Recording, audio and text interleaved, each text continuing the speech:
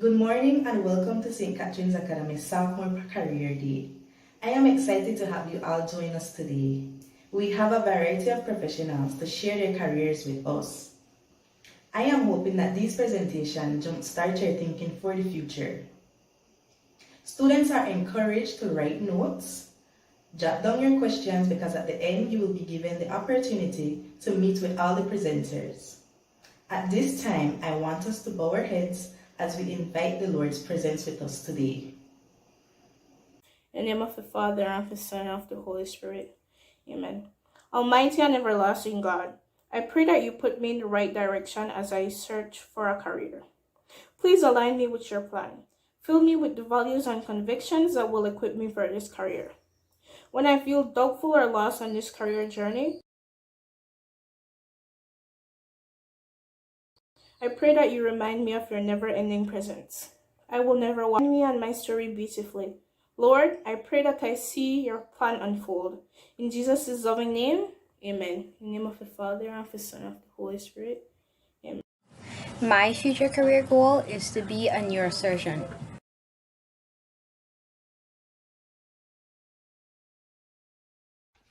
When I grow up, I want to be a criminal defense attorney. When I grow up, I want to be a forensic psychiatrist. In the future, I hope to become a neurosurgeon. When I grow up, I want to be a forensic pathologist. In the future, I hope to be an attorney. My name is Gianna Donis and I want to be a critical care surgeon when I grow up.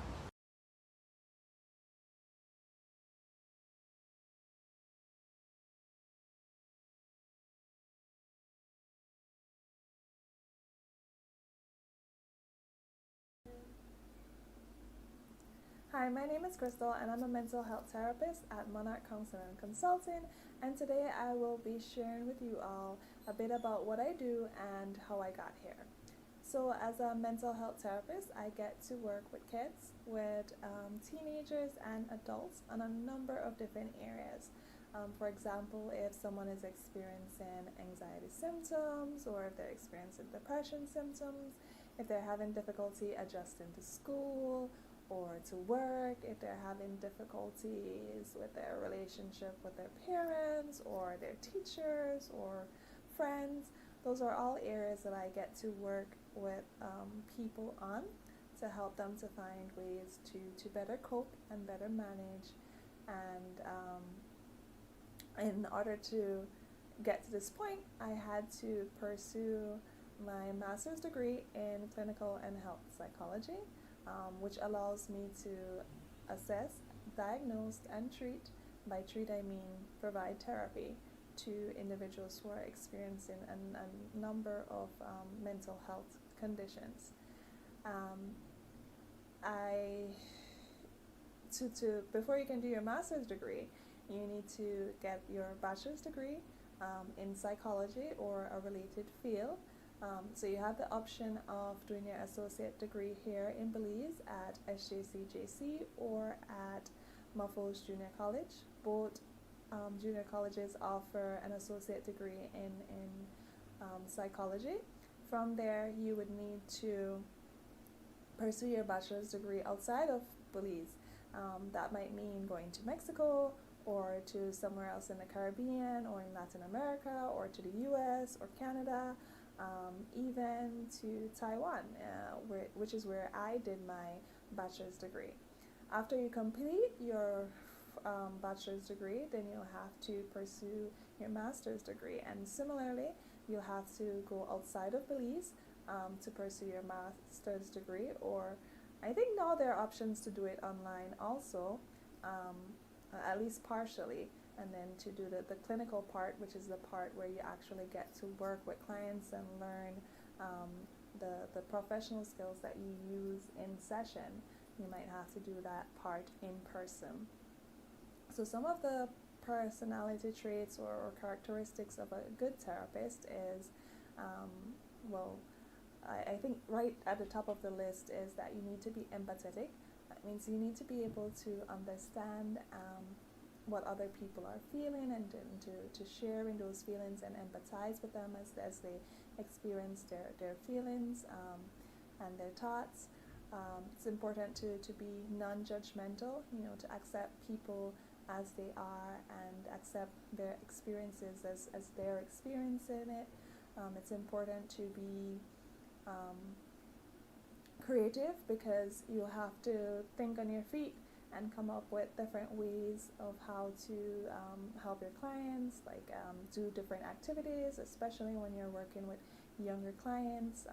Every time I see a kid, I have to have some activity for them to do to keep them engaged and to make the sessions as interactive. It's important to have good social skills, so you work with people. So it helps if you like people and if you like working with people. It's important to have good communication skills, because, while you do a lot of listening, you also do quite a bit of talking. And so to be able to communicate and be very clear and provide the type of support and guidance that's often needed. It's also helpful if you are good at setting boundaries, so knowing when to say no and knowing your limitations and what your role is as a therapist, so as to not overstep. It's also very important to be good at keeping information confidential, because whatever the client shares with you is just between you and the client. You can't share that with no one else, and so you'll need to maintain confidentiality at all times. As it relates to the rewards of being a therapist, there are so many. Like I said, you get to work with people, and for me, that's the best part. The relationships, the therapeutic relationship that you establish with your clients is like no other relationship, and so you really get to journey along with people and to see how they grow and how they learn, and as they achieve and continue to attain all their hopes and dreams, and you get to witness that, and that's pretty rewarding and pretty great. If you decide to do private practice, like I've decided to do, then you get to choose your own hours, so your work is very flexible. You also get to choose your own clients. You get to choose the type of clients that you want to work with. You get to choose if you want to work with kids, if you want to work with adults, if you want to work with couples, and so that's also pretty great. You can focus more on what you enjoy doing.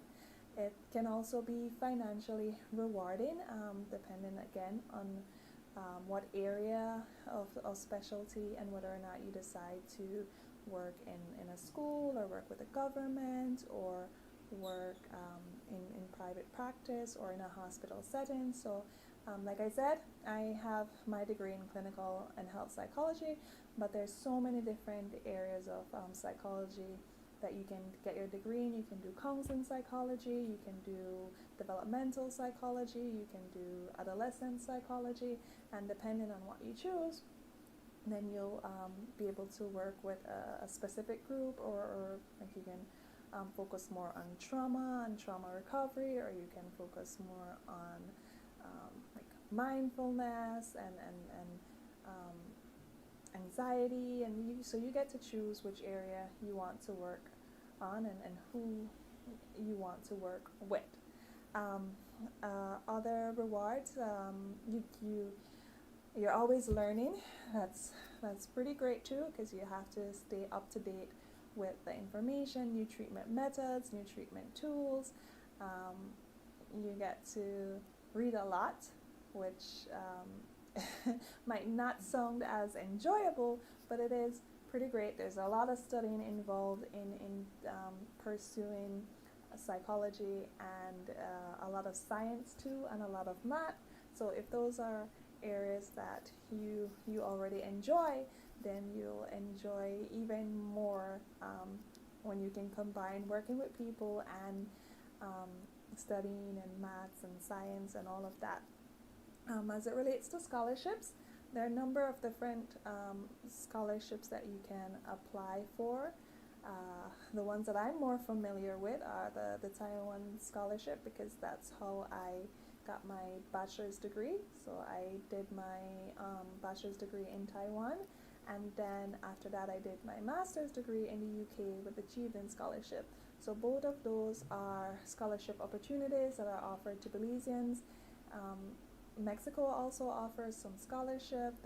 UAE offers scholarship.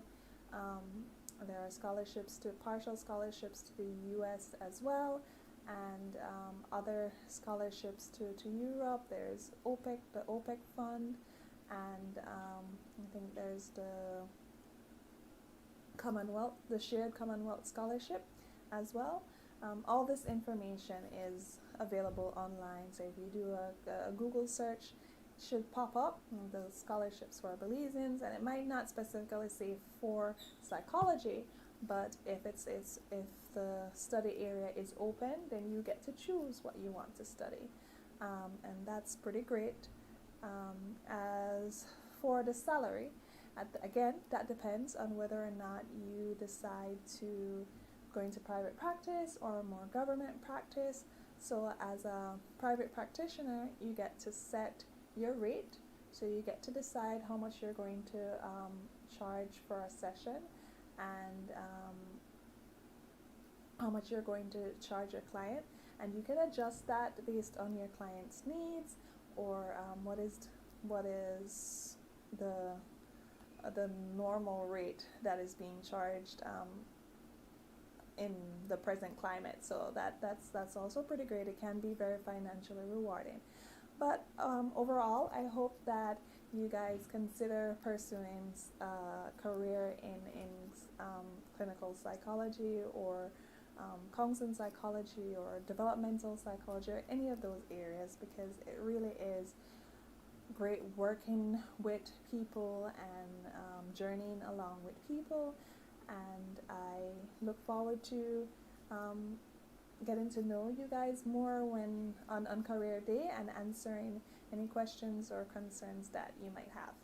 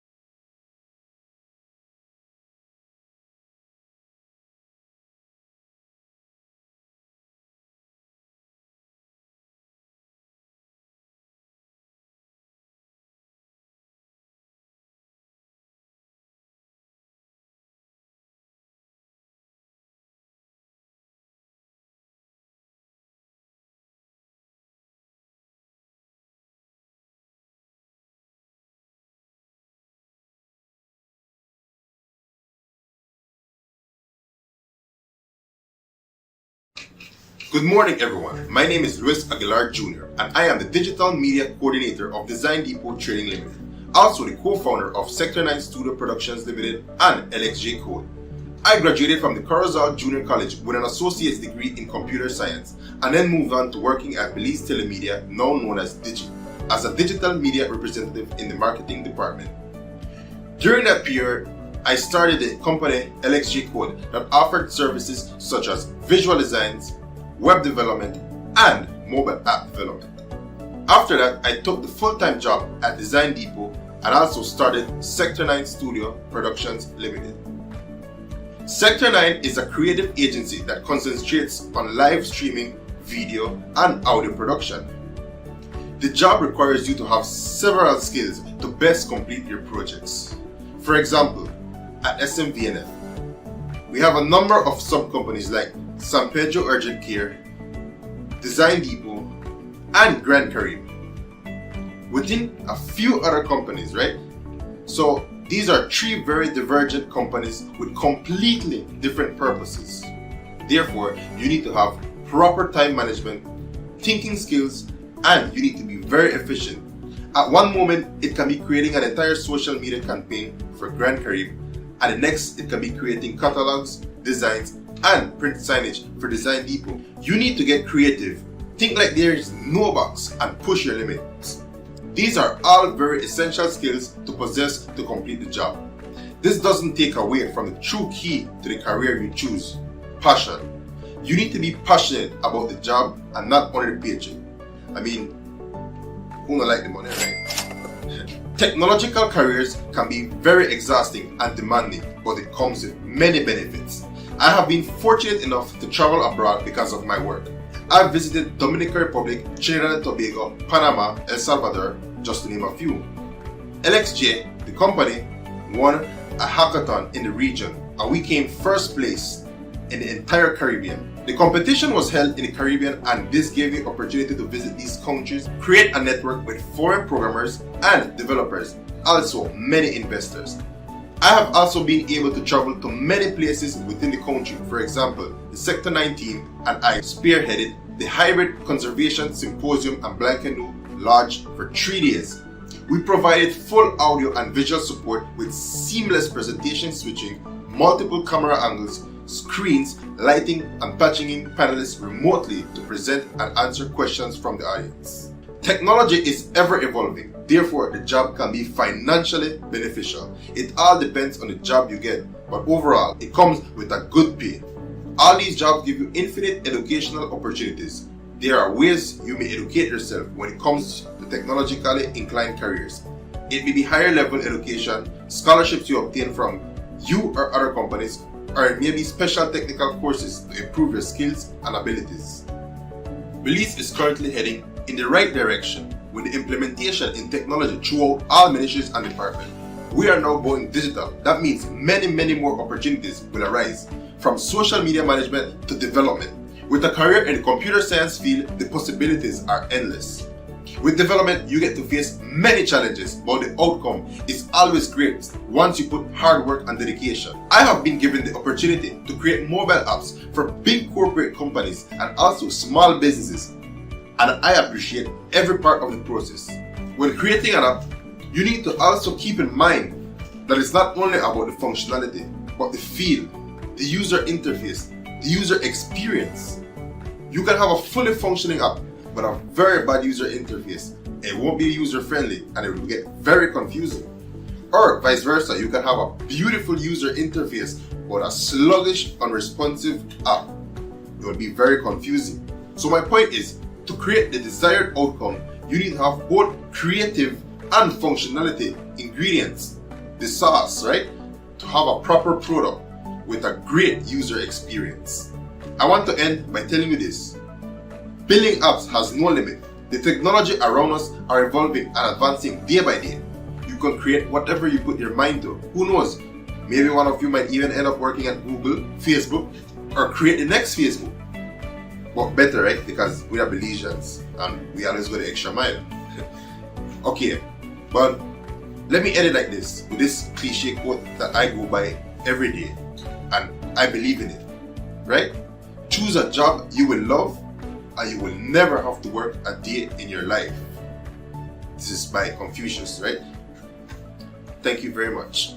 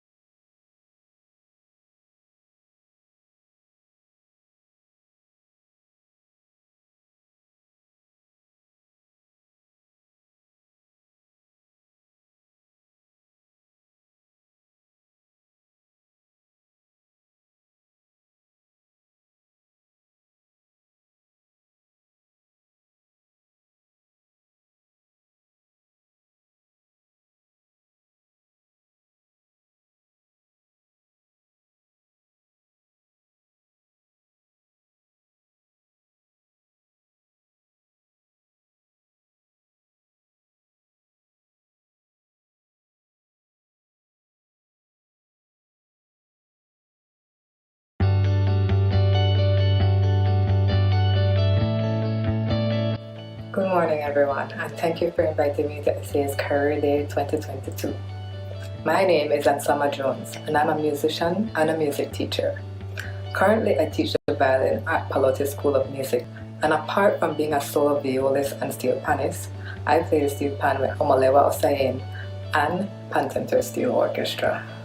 Today, we will be discussing various music careers, the interpersonal skills you will need, income and benefits of a musician, education requirements for these careers, and scholarship opportunities to look out for.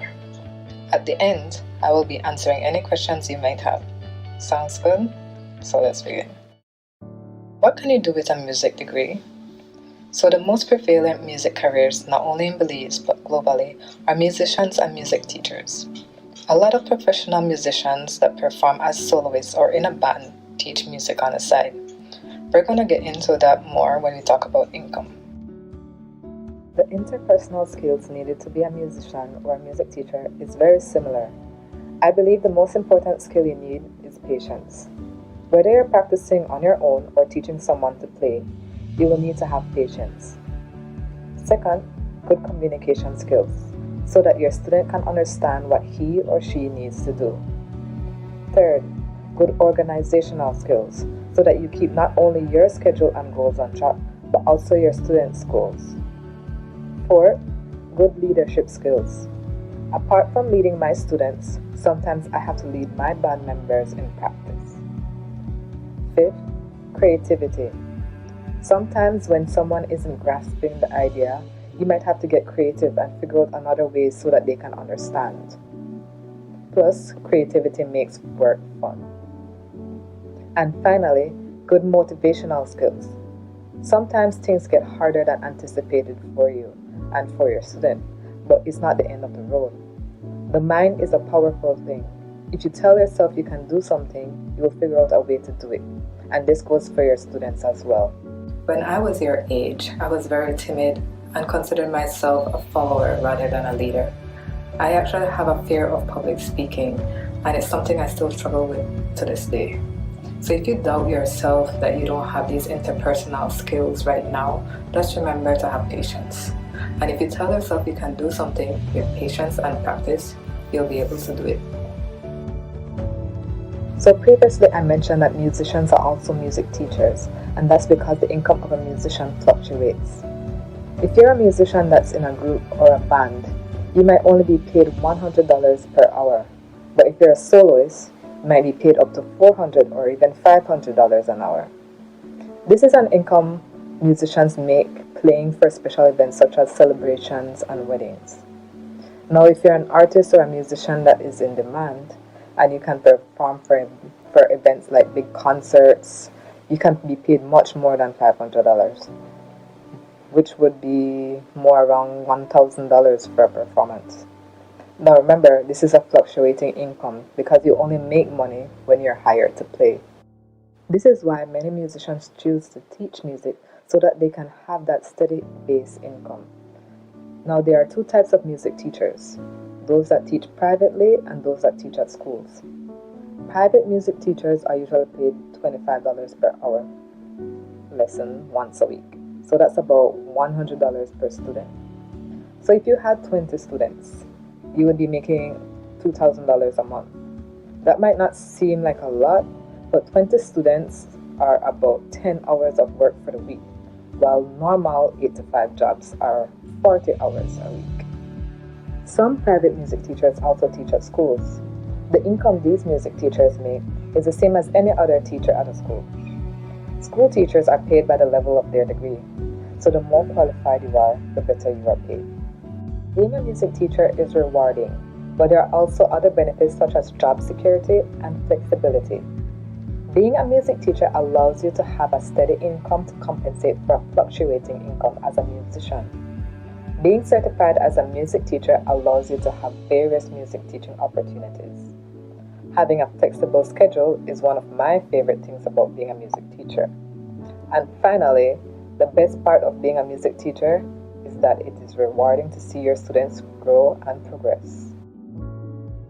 Now, apart from being a musician and a music teacher, there are some other career paths worth mentioning. In the business sector, there are careers such as artist managers and booking agents. In the sound department, there are audio engineers and music producers. In the medical field, there are music and speech therapists. So if you love music but want to do something other than being a music teacher, go for it. Whether it is a musician, a music teacher, or one of the others, there are different educational requirements for the various music careers, and most of them require a music degree. Luckily, there are now local education options in Belize that wasn't available even 5 years ago. There is a Suzuki teacher training that is now being offered annually during the summer. The Suzuki teaching method is one of the most popular methods of teaching musical instruments. The Palotti School of Music hosts this training for teachers. The other local opportunity is an associate's degree in music offered by St. John's College Junior College. I would advise anyone to take advantage of this opportunity as it moves you one step closer to your goals at the most affordable option. The path to further studies is just like any other traditional path, an associate's degree to a bachelor's degree to a master's degree. Where you choose to stop is up to you, but the further you do go, the more opportunities you'll unlock. Fortunately, there are scholarships available to help you down this path. Two in particular are Jesuit and Taiwan scholarships. St. John's College Junior College offers the Jesuit Scholarship in Music at Loyola University in New Orleans. You can find out more about this scholarship on SJCJC's website. The Taiwan Embassy offers two types of scholarships, the Taiwan International Cooperation and Development Fund Scholarship Program, and the Ministry of Foreign Affairs Taiwan Scholarship Program. You can find out more about these scholarships on the Taiwan Embassy's website. Before we close, I want to leave you all with a few words from music students and music teachers around the country and abroad. Hello, my name is Chelsea Thompson, and I'm here to let you know what teaching means to me and how it has helped me in my community. So at a very young age, I knew I wanted to play music and started to teach as soon as I was able to. People say that when you teach, you learn something twice, and that's exactly the case for me. Through hard work and dedication, I was able to accelerate my career and reach for all the opportunities I could grab a hold of. One of them being awarded a scholarship to Loyola University and to become a professional musician and violinist. With my studies, I plan on being the best teacher I could to push music education in Belize and to be a testament to what you can achieve through trying your best and never losing sight of what you want. That to me is the best lesson I can teach. Hey, it's Anton Alvarez checking in from Loyola University in the great city of New Orleans, Louisiana. I'm here currently trying to pursue my undergraduate degree in jazz studies and guitar. While I did work pretty hard to get where I am right now, I can't take all the credit for myself. I gotta give a big thank you to the people down at St. John's Junior College who awarded me with the Jesuit Scholarship. You know, because of the limited amount of music education in Belize, this scholarship allowed me to pursue the dreams I've always wanted to achieve, and it also allowed me to play and connect and learn from a bunch of incredible musicians. When I was getting my professional certificate in artist management from Berklee College of Music, they asked me my mantra and my mission. My mantra has always been to be happy, and my mission is to make a positive impact or be a part of a group that makes a positive impact on lives through music. Being a music teacher has definitely allowed me to fulfill my mission. My name is Cindy Burgos, and I am a violinist based in Belize City. Some of you might know me already. I am a violin coach, music instructor, and I also teach music at Belize High School. There is an active need for musicians if you're considering a career in music, especially because all these events happen year-round, and the violin or any other instrument that someone can play is definitely an attraction to their event. So when they hire someone to make covers for their special event, that's always something so personal to them. So they always want something unique. So that's why I would encourage anyone to do music. Hello, my name is Stephanie Koi. I have been playing music for over 30 years and teaching for 18 years. I am the director at the Pilates School of Music. I also teach music at Hummingbird Elementary School. Music has always been an important part of my life. I believe music is vital to a well-rounded education. As a music teacher, I enjoy watching my students perform and bringing the joy of music to those around them. Hi, my name is Shania Garnett. I am a 2013 graduate of St. Catherine Academy. I am currently working in the music field, in music education to be specific. I teach at Our Lady of Guadalupe High School in Belmopan. And my favorite part of my job is being able to make a meaningful contribution to the knowledge base of my students, especially when they don't get a subject or a topic and they'll be like, Miss, I don't understand, or I don't get this particular subject, and you go back and you explain a second or a third time, and then the light bulb goes off and they're like, oh, I get it now. That's the best feeling in the world, to know that you, just one person, contributed to their knowledge and their enlightenment, and it's one of the best things that you could ever do. Impart what was imparted to me and continue the chain of knowledge. It's the best feeling knowing that you sowed that one seed of knowledge and it blossomed into something later on in their lives when they become professionals or even in their other interests. Honestly, just keep in mind, opportunities are out there. You just gotta make sure you're the one who works the hardest for them. Thank you.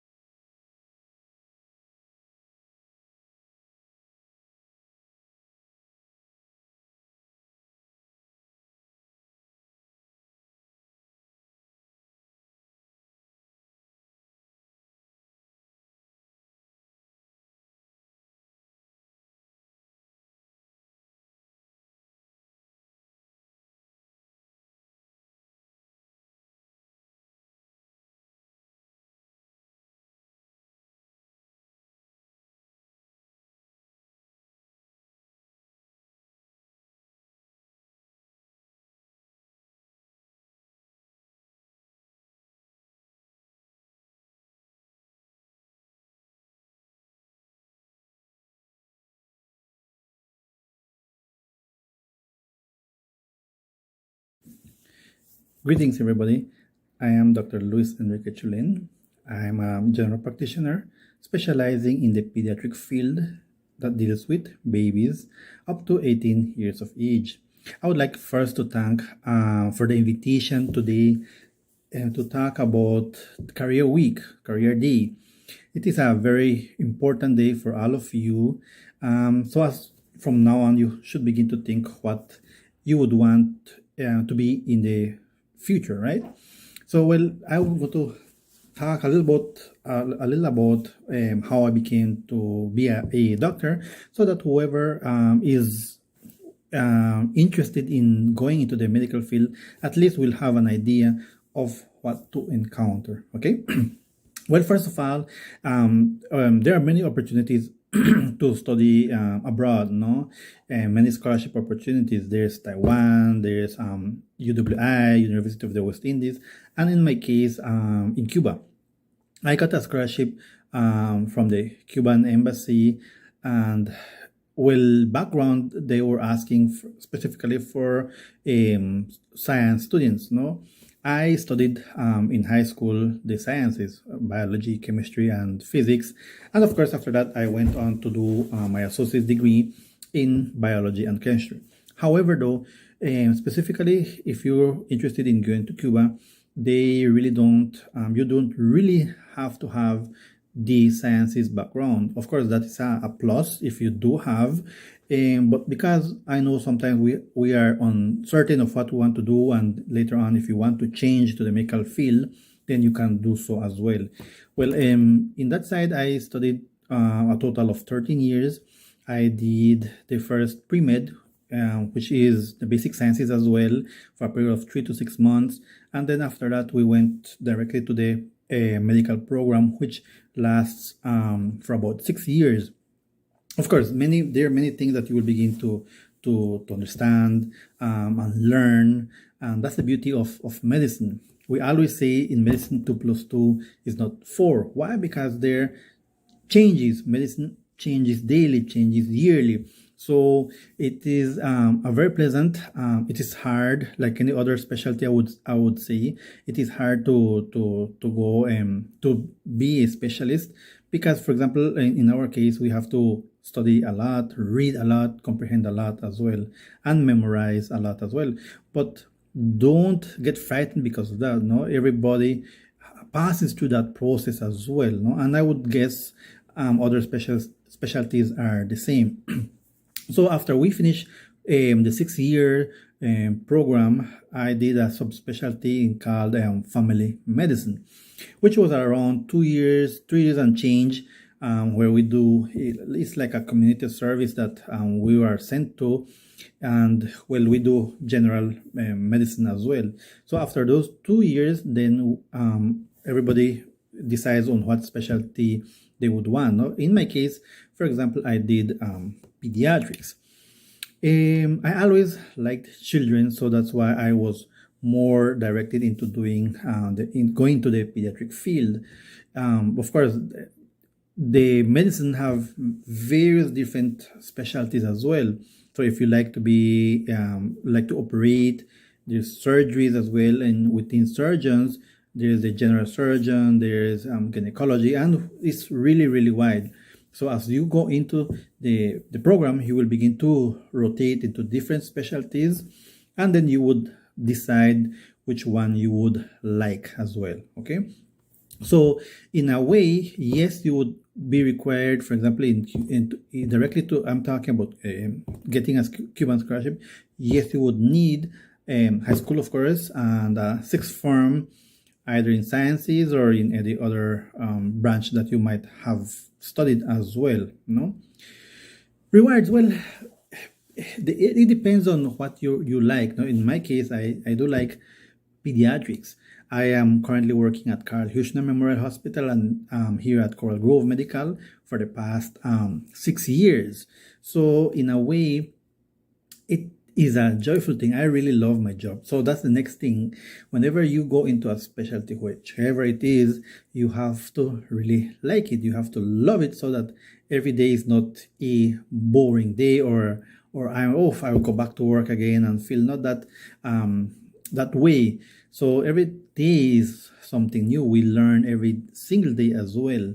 I'm currently working in the neonatal intensive care unit, which is a totally different aspect in the pediatric field. No, so it is a beautiful thing. It is a rewarding thing when you get to save a baby, a tiny baby that is really, really critical, and then baby gets discharged, and the parents are so happy that they finally have the baby going home.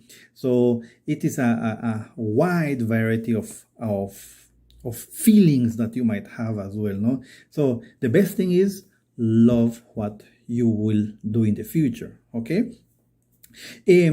Of course, like I said, you might as well. This is career week, so I would want to tell you more about what to expect those who are going into the medical field. Medical fields, or almost all doctors, you will know that our timing is totally different. Okay, we don't have a set time, especially me, for example, being a specialist.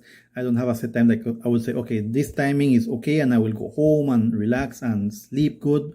No, parents will call you because of any issue that will happen to the babies, no? And I totally agree with that. Even though sometimes we feel tired as well, they will call you any time of the day, at night as well. And so do be prepared as well to be patient, to have a lot of patience. Why? Because you will notice that you will be missing many special days. You will be missing Christmas, you will be missing birthdays, but in the end, everything is worth it. I do like it because you are saving a life, you are saving somebody's family, you're saving somebody's kid. So in a way, it's a nice feeling that you all will have as well. Okay, there's many things that we can talk about in the medical field, but our time is limited. So with regards to, for example, medical pay scale, it will vary depending on your specialty. It depends on if you are a general practitioner, and it will depend on where you work. For example, our pay grade is totally different at Carl Huschner than the government workers at the government institutions as well. Okay, so it will vary what specialty you're having as well. Okay, and like I said, we can even talk even more about everything that this field brings as well. Okay, so what I advise, I tell you, love what you will do. There's still time, there's still chance. If you're in a field that you don't like, you can change. It's your future. So I hope, although this is a really short introduction, I hope I see many of you studying medicine as well, in whichever field you would want to. Belize needs a lot of doctors, nurses, and any type of specialty. We are in need of it as well. Okay, so well, it's a pleasant day. It's a pleasant time that I'm sharing with you guys, and I mean ladies, and I'm happy for the invitation again, and well, hopefully to see you everybody sometime as well. Okay, so do enjoy your day and have a blessed day. Thank you very much.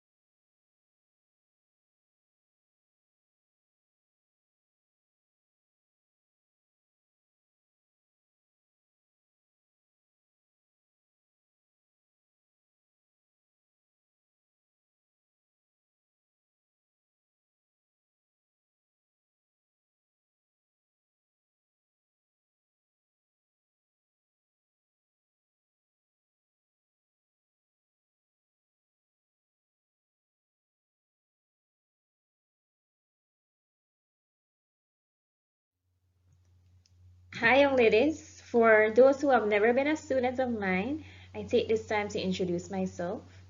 I am Mrs. Janine Catus, an educator for almost 12 years.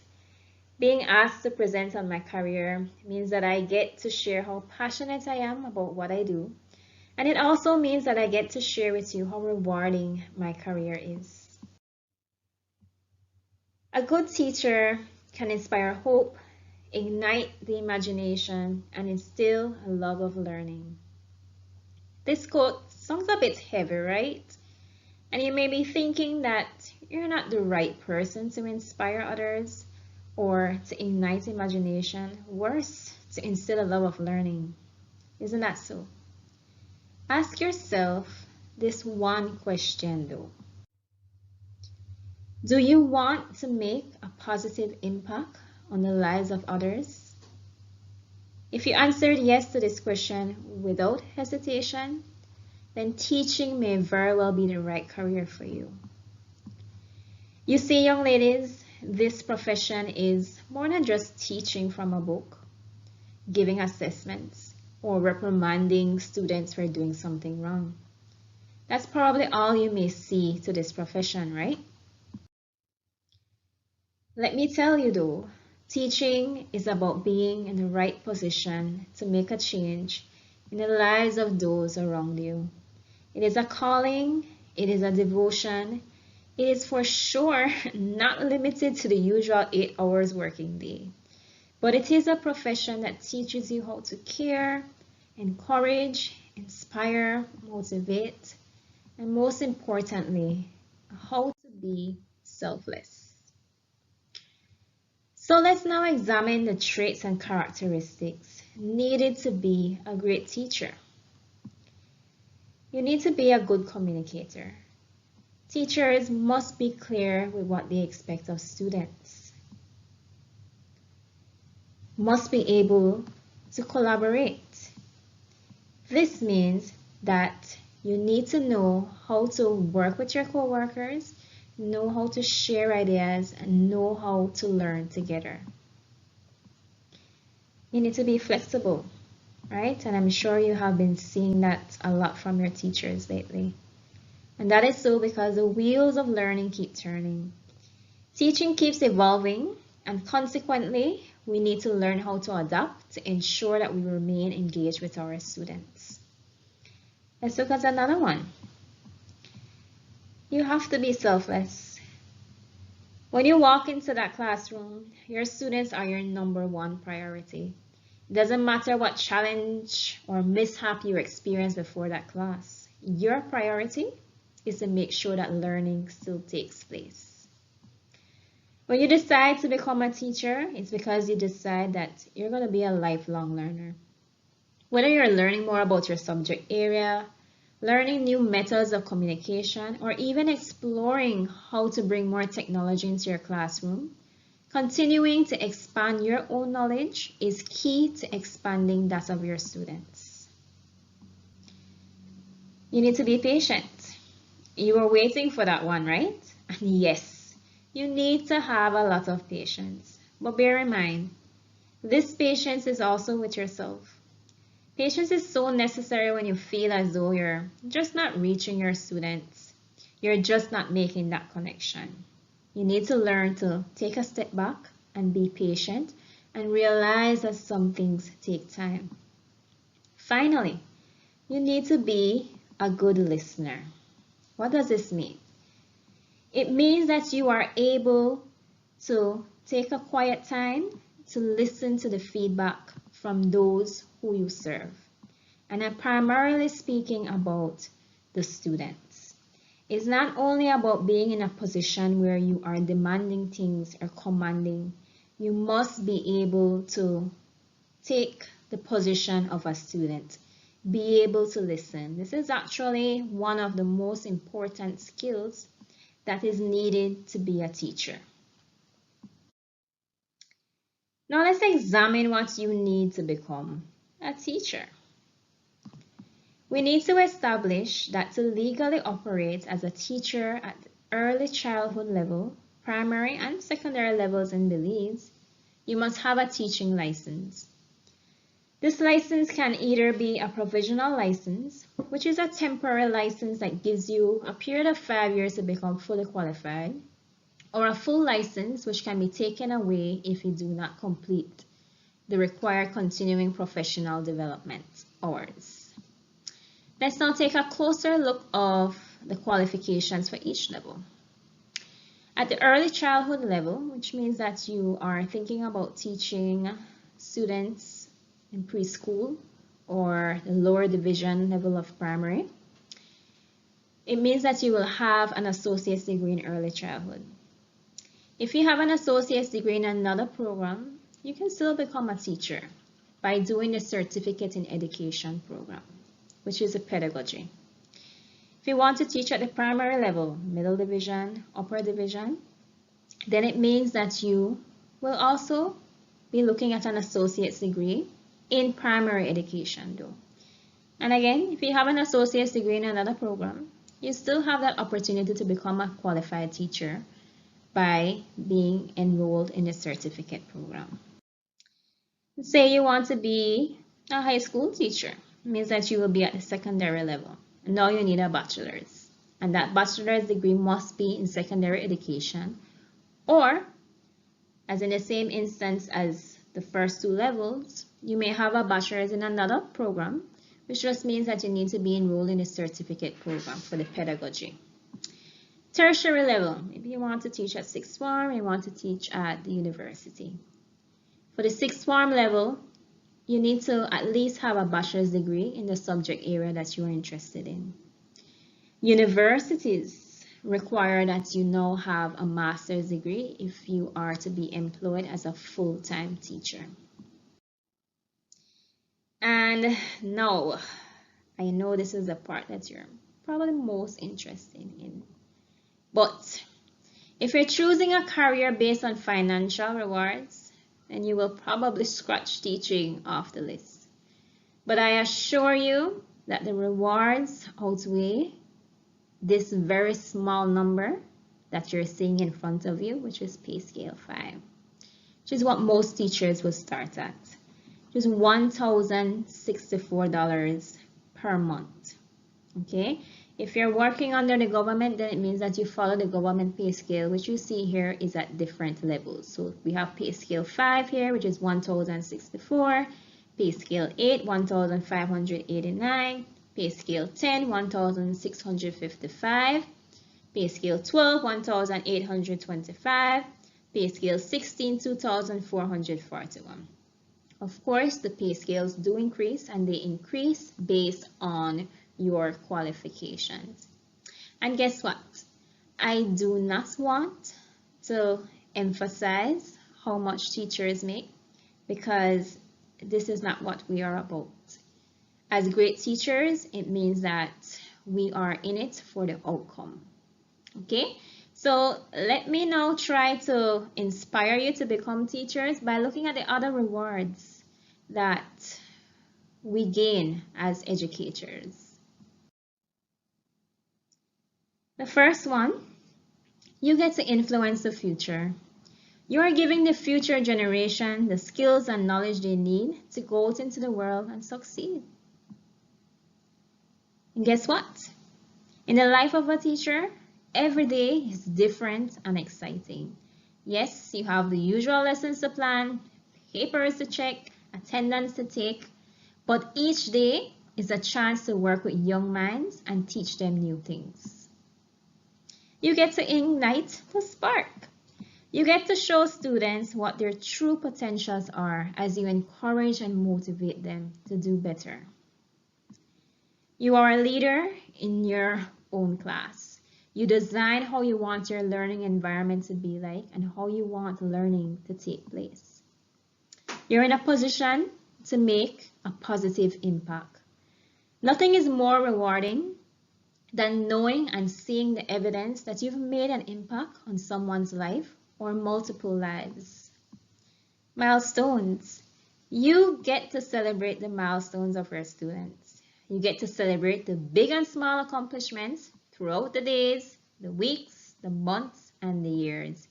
You get to smile when students make improvements on an assessment. They're promoted to the next class, they get to graduate, they get a scholarship, or they get a job. You remain a part of their success stories. And lastly, you get to build lifelong relationships. If you've made the right impact, your students never forget you. They never forget what you did for them or how you inspired them. There is a lifelong gratitude. Let's look at some scholarship opportunities. Maybe you're thinking, I do want to become a teacher, but I'm not quite sure how I will get the funds to go to school. In Belize, these are the institutions that offer degrees or certificates in education.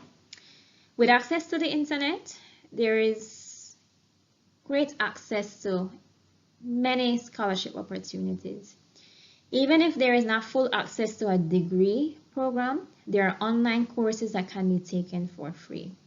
Institutions such as St. John's College Junior College, the University of Belize, Galen University, and University of the West Indies do offer scholarship opportunities as well. Remember though, where there is a will, there is a way. If this is your dream career, you will be blessed with the means to get the qualifications. And there you have it. I hope I have inspired some of you, even if it's one, to take up the teaching career. We need more teachers. Yes, that's very true. But there is more need for great teachers. The ones who we call educational rock stars, because they are not in it for the income, but for the outcome.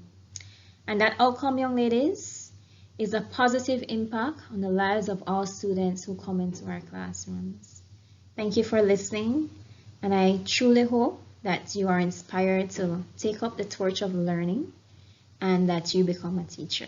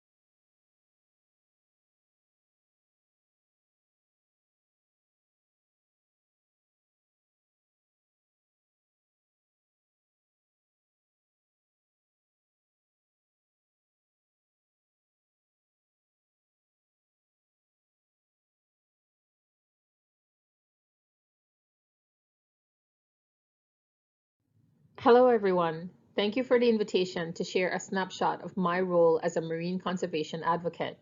My team and I are so very proud to work with so many of you as wave makers and constructive citizens. Together, we're working to make Belize as beautiful and bountiful as she can be, so that Belizeans today and future Belizeans can always benefit from the wealth of our natural resources. First, a little about me.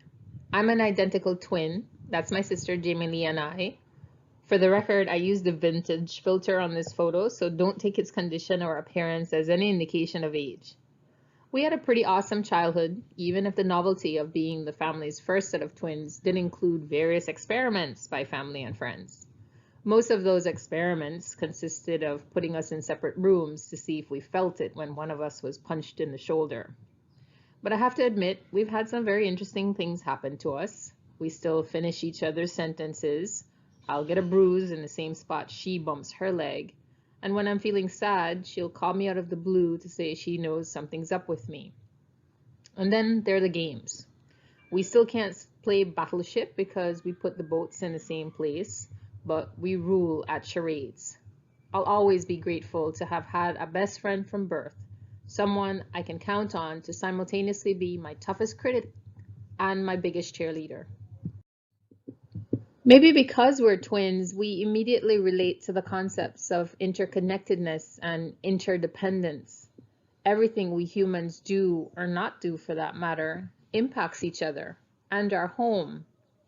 Our childhood days in Belize was a natural classroom that would underscore that if we took care of the natural world, nature would take care of us. In the Saboon River Valley, we learned maintaining buffers along the riverbank meant less chance of destructive floods in the rainy season. While visiting family on Ambergris Key, we learned hermit crabs would climb into coconut trees ahead of a big storm. These were the environmental fun facts that drove my curiosity and my career path.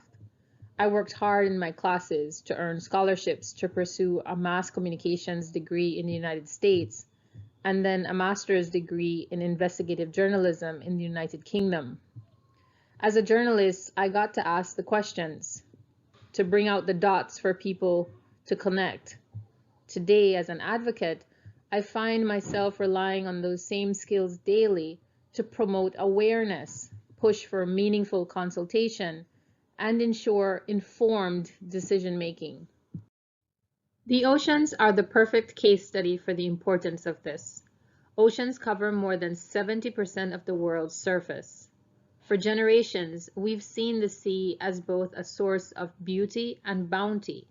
But increasingly, the actions of a relative few as it relates to the sea are negatively impacting millions across the globe.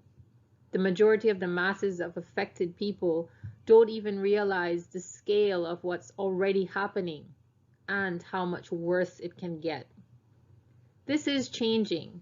Climate change and the impact of single-use plastics are the cases in point.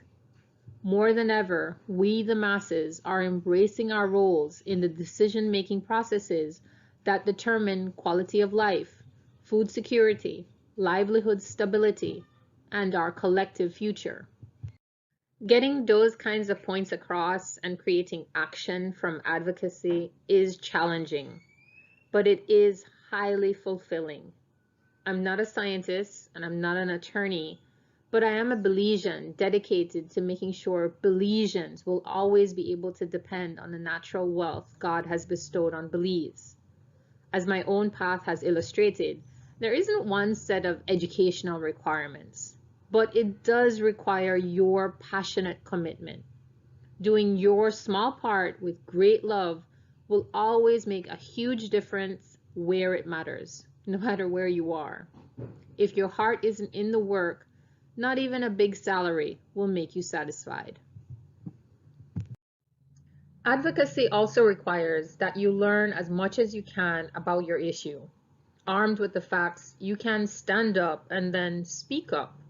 Now, culturally, I appreciate that's often easier said than done. In my childhood, the silence is golden and children must be seen and not heard was very real. And even today, as a woman, I continue to encounter misogyny and archaic attitudes. It's one of the reasons why our Wavemaker program is such a source of motivation to me personally, because the young people of Belize are embracing their right and responsibility to be involved, to be heard. You are indeed the future, but you're also the present, so make sure your presence is felt. Advocacy can also sometimes feel like a very lonely place, but as the waterfall begins with one drop of water, together we have achieved so very much, and together we will continue to work to protect what we love, our beautiful home, our beautiful Belize. Thank you again for the invitation to share, and I look forward to working with you in the future. Thank you.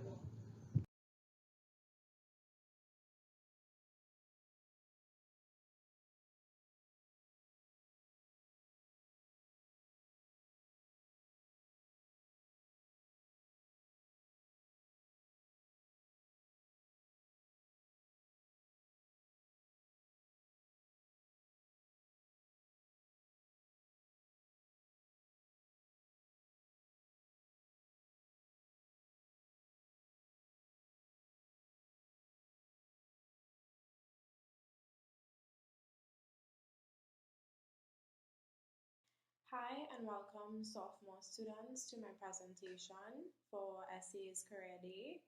My name is Kia Marie Diaz-Tillett and it is a pleasure to be giving this presentation today, and I hope that the information is useful to those of you who are thinking about pursuing a legal career. So just a little bit about myself before we get started. I'm a Trinidadian born attorney at law. I studied at the University of the West Indies in St. Augustine, and then I went on to obtain my legal education certificate from the Hooverding Law School. I have been admitted to practice in both Trinidad and Belize, and I am currently working as a private litigator for the firm of M.H. Shabat and Company. Before this, as long as I can remember, I've always had an interest in studying law and becoming an attorney. Growing up, I found interest in reading, solving puzzles. I enjoyed mystery games where you have to figure out clues. I really enjoyed criminal investigation TV shows, or like shows with Judge Judy and debating. So I think that those interests probably were my clues or ideas of leading me into pursuing this career. So if you also share similar interests and you're thinking about entering into this profession, the qualifications that you would need are a bachelor's of law degree, a legal education certificate, and of course after completing your education, you will then get called to admitted to the bar in Belize or any Commonwealth jurisdiction where you intend to practice. So your first step on your journey is to obtain your bachelor's of law degree. For most bachelor programs, they require a minimum of 5 CXC passes, or in the alternative, an associate's degree, a certificate, or diploma, usually of a GPA more than 3.5 or 3.5 and up, right, from any accredited institution. So some local examples would be like St. John's Junior College, Wesley Junior College, University of Belize, to name a few. I would recommend University of West Indies or any other university in the Commonwealth that offers a bachelor's of law degree that is recognized by or accredited and accepted in the Caribbean, if that's where you intend to practice and pursue your career. So this program is an undergraduate study. It takes about 2 years to complete. It takes about 3 years to complete. And it's your introduction to building those foundational skills. You learn how to do legal writing, legal research, develop your critical analysis, and you're exposed to a wide array of topics, and you get introduced to practice areas such as contract law, constitutional law, family law. So that's where you first start to develop some of these legal skills.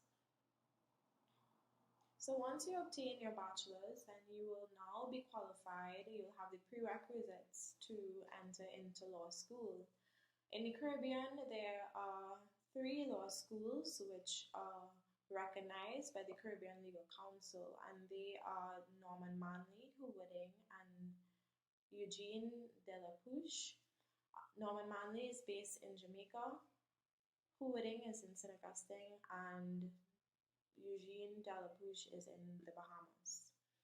So your prerequisites, like I said, is getting your bachelor's of law degree first, of course. If you get your bachelor's from an institution other than UWI, or I believe the University of Guyana, they require that you do like an entrance exam So you just have to sit the entrance exam, but once you do well, you're still permitted. So you still have options in terms of how you map out your legal studies. So once you've completed your legal education, it's now more of a formality or ceremony where you are introduced to the bar, the legal bar of your country. So this usually is the Chief Justice, and it's a really nice ceremony, a traditional ceremony where you are basically petitioning to be entered on the list or recognized roll of attorneys for that country. And once your name is entered, you then are able to lawfully practice. So now that we've covered the educational requirements, let's talk about some of those skills and personal traits that successful attorneys should have, or traits that we should aim to have and develop because they greatly assist in being effective and successful attorneys. So one of those skills or personal traits is that attorneys should have strong communicational skills. At its core, an attorney is someone who communicates on behalf of others, right? So lawyers must have strong oral communication skills, written communication skills, and they must be able to accurately relay critical legal information, as well as a big portion of what attorneys do is to create strong, convincing, and persuasive arguments. So you need to be able to not only speak on behalf of someone, but you need to be able to communicate this in a way that people listen and you engage and it's interesting to others, right? So that's something that needs to be developed, and it comes with practice. It's not necessarily something that you have to have at this point, but it definitely assists, right? Attorneys should also have good people skills. A good advocate must have the right attitude, must possess certain basic qualities, right? Attorneys should be persons that treat others with respect, whether it be colleagues, court officials, witnesses. Courtesy and respect go a long way. Whether it is you're winning a case, you should do so with humility. When you're losing, you should always try and do that with grace. Another thing is time management skills.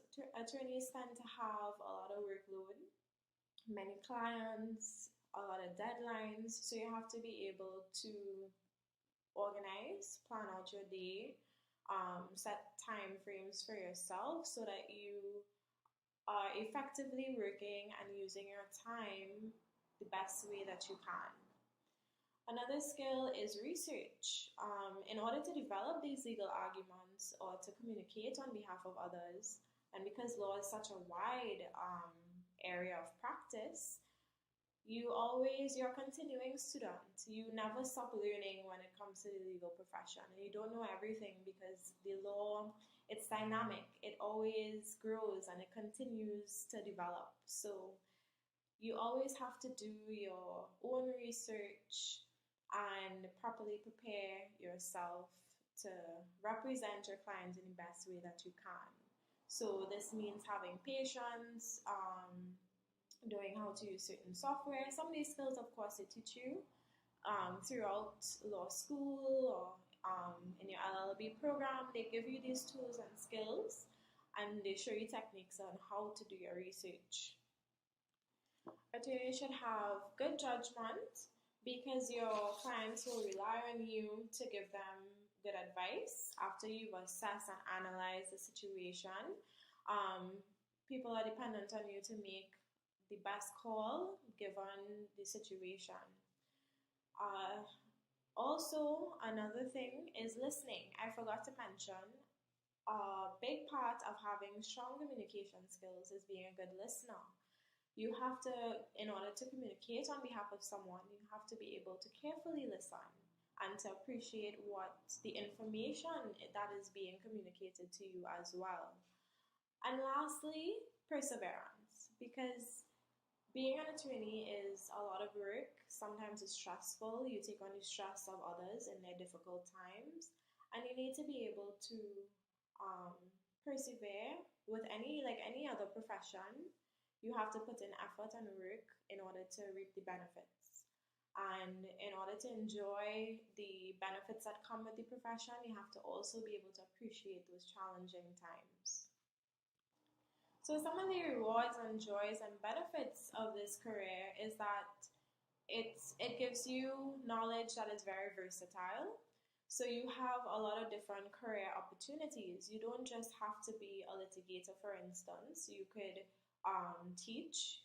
You can sit on boards. You can be an ambassador. You can do legal drafting. The list goes on. There's so many different practice areas that you're able to fit into given your legal training. So even though you decide you finish your degree and you decide, I don't think being a litigator going to court is for me.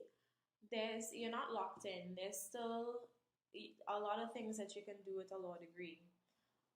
This also comes with it as well.